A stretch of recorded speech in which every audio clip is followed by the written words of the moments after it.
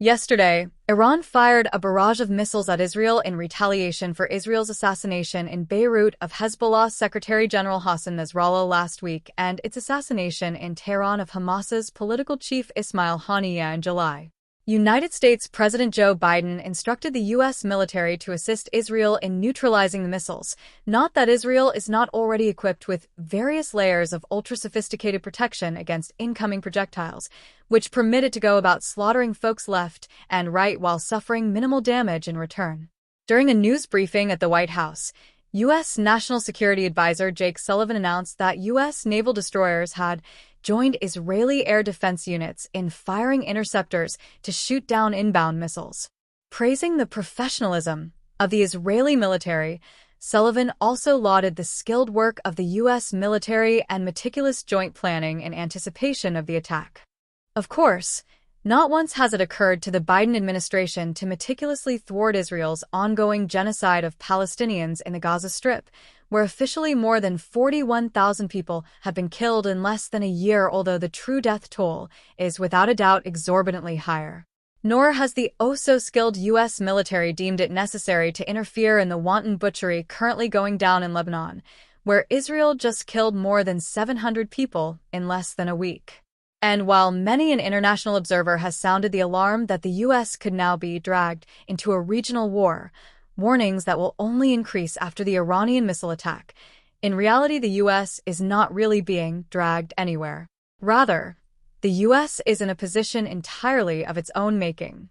And the fact of the matter is that the U.S. is already at war. To be sure, even prior to the launch of the genocide, the U.S. habit of flinging billions of dollars at the Israeli military on an annual basis long ago made it transparently complicit in Israeli efforts to disappear Palestine. Since October 7th, the billions have only multiplied, despite Biden's intermittent squawking about cutting off the supply of certain offensive weaponry to Israel. In August, the Biden administration approved a $20 billion weapons package to its Israeli partner in crime. And on September 26th, the Reuters news agency reported Israel's announcement that it had secured an $8.7 billion aid package from the United States to support its ongoing military efforts and to maintain a qualitative military edge in the region. The package was said to include $3.5 billion for essential wartime procurement and $5.2 billion designated for air defense systems, including the Iron Dome anti-missile system, David Sling, and an advanced laser system. In other words, Israel will be increasingly well poised to defend itself against legitimate responses to its own actions that quite literally qualify as terrorism. In the end, it's not rocket science. The financial and military support consistently extended to Israel by the U.S. does not denote a country that is being dragged into a conflict. It denotes a country that is, for all intents and purposes, an active belligerent in the conflict. The U.S. also lent a helping military hand to Israel back in April when Iran launched hundreds of drones and missiles in response to a lethal Israeli strike on the Iranian consulate in Damascus. On this occasion, too, Iran was widely cast in the role of terrorist aggressor, and never mind the retaliatory nature of its action. It is meanwhile helpful to recall that the U.S. has for decades done a fine job of dragging itself into regional war. The 2003 U.S. pulverization of Iraq comes to mind, so it should come as no surprise to once again find the country front and center against a backdrop of mass slaughter.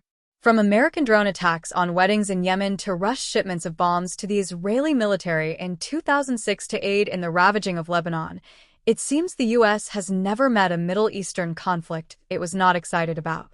And although the Biden administration continues to claim ad nauseum that it desires a ceasefire in Gaza, the road to a ceasefire in a case of genocide does not go through billions upon billions of dollars in weaponry to the genocidal party. At the briefing on Tuesday, Sullivan warned that there will be severe consequences for this attack, and we will work with Israel to make that the case. Translation: the U.S. will carry on doing its part to escalate regional havoc in tandem with Israel and force more, consequences.